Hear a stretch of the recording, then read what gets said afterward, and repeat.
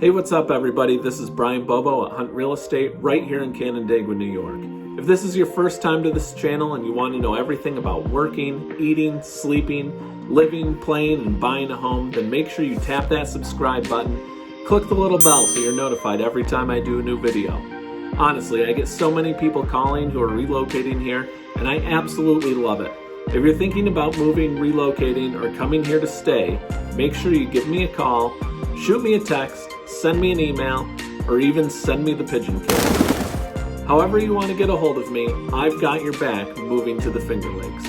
Well, let's jump right in. Today I'm with Lindsey Reardon from Hunt Mortgage.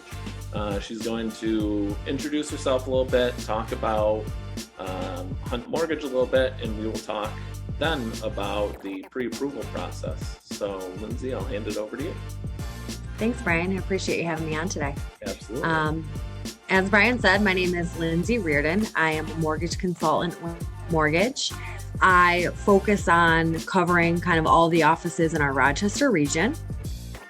And so as a mortgage consultant, I'm kind of the first point person in the process. So when somebody is starting to look to go shopping, typically the real estate agent is going to send them to a lender to kind of have that first conversation.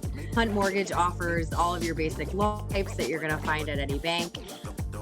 A standard conventional loan, FHA, which are government backed, your USDA for rural areas, and VA, so anybody that's current or previous military. So we help out people with purchases, whether that's first time or they're looking for a step up. We also have people looking for an investment properties or second homes, especially here in our Finger Lakes region. And then the other kind of thing that we do is we offer refinancing.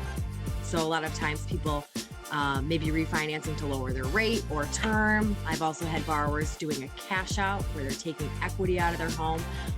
So we kind of offer all of those basic services. So let's talk about the pre-approval process a little bit.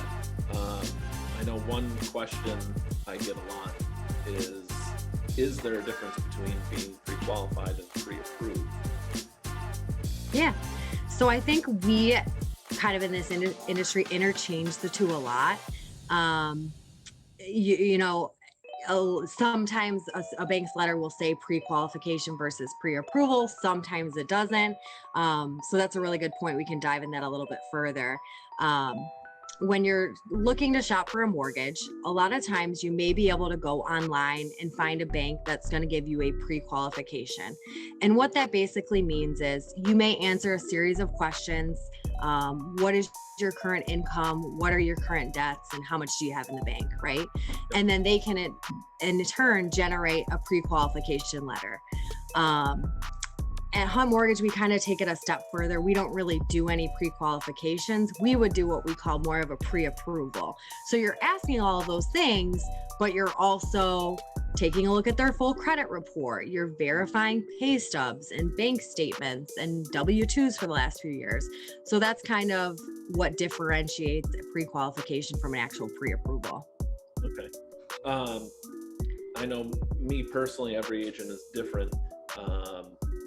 But for people out there watching, pre-approval should be one of the first things that we do after we have a buyer meeting. Some agents will go out there and show houses to buyers who aren't pre-approved.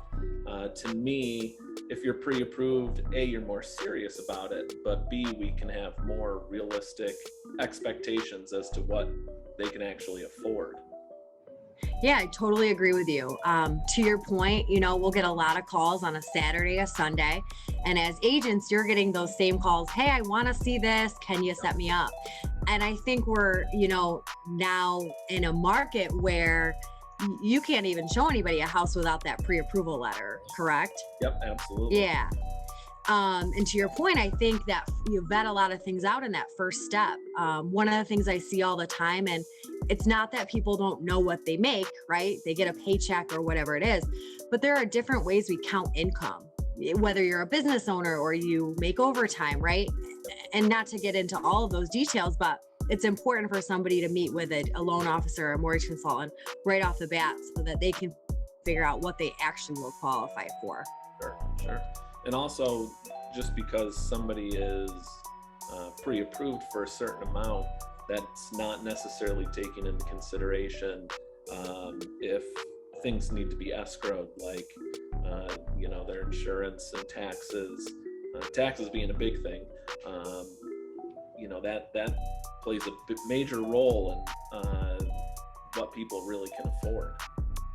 I completely agree. That's kind of one of the things I explained in my first conversation, especially if you have somebody looking, let's say, all over Rochester, right? You're going to see different taxes in the city as you are as closer to Canandaigua or something like that, right? Absolutely. So a lot of times our pre-approvals adjust as we go along. People will come back for specific houses.